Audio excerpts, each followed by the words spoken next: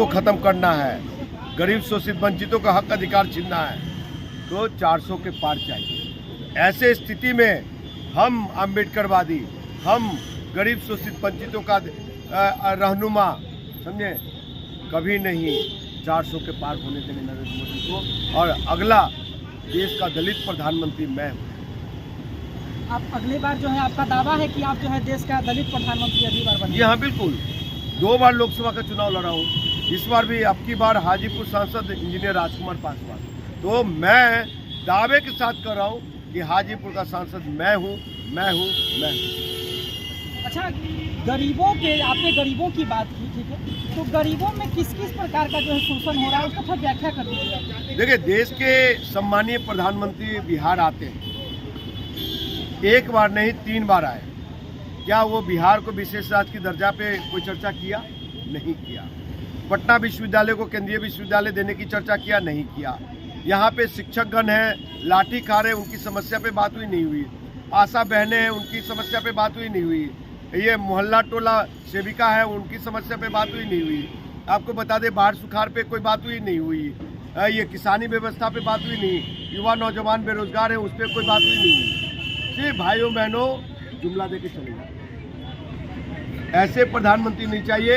ये गुजराती प्रधानमंत्री, व्यापारी प्रधानमंत्री और अंबानी अडानी के गोद में बैठने वाला प्रधानमंत्री नहीं चाहिए।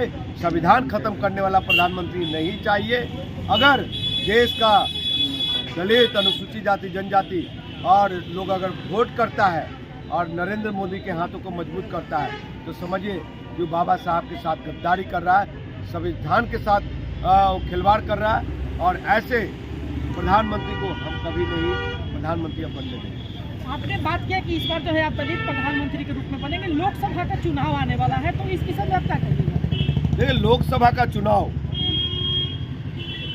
धर्म मजहब पे नहीं होना चाहिए। और लोग जो जनता जिस उम्मीद के साथ प्रधानमंत्री चुनता है, अपना नेतृत्वकर्ता को चुनता है कि हमारी बातों को जाके सदन में रखे, लोकसभा के पटल पे रखे, वैसे लोग धोखा दे रहे हैं। वैसे लोग को चिन्हित करें, हराने की बात करें। और रही बातें चिराग पासवान की, पशुपति कुमार पारस की और ये जीतन राम मांझी का, तो ये लोग नरेंद्र मोदी के हाथों को मजबूत कर रहे हैं 400 के पार, इसलिए कि बाबा साहब के दिए हुए संविधान बदले जाए, इसलिए हाथों को मजबूत कर रहे हैं लोग कि आरक्षण खत्म किए जाए।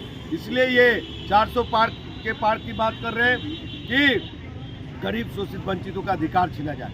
तो ऐसे नेता का भी बिहार से सुपड़ा साफ होगा।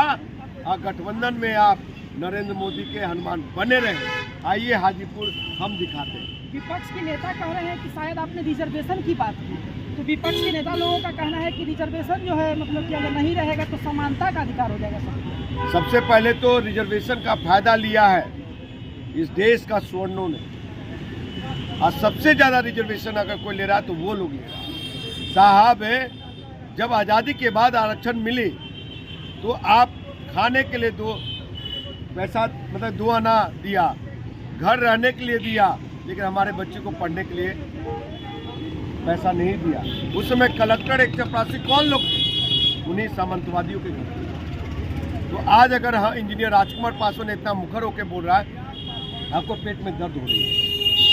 इसलिए आप देश को जरूरत है एक दलित प्रधानमंत्री का, इंजीनियर राजकुमार पासवान। राजनीति में परिवारवाद को लेकर क्या कहते हैं? नरेंद्र मोदी जी कहते हैं कि आरजेडी में परिवारवाद है, मुलायम सिंह यादव के घर में परिवारवाद है, कांग्रेस परिवार है। नरेंद्र मोदी साहब, आपके पार्टी में भी परिवारवाद है, भाजपा में भी परिवारवाद है, और आपके नेतृत्व में आज परिवारवाद चरम सीमा पे है।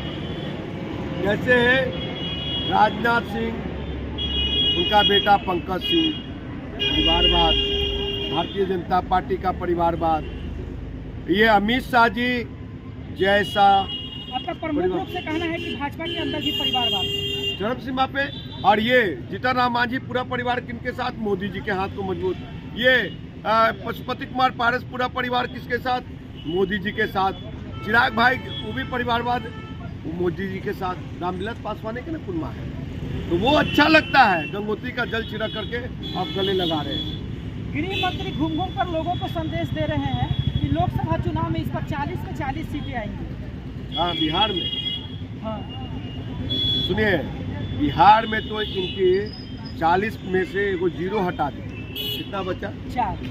बस उतना ही रिजल्ट है, बाकी साफ।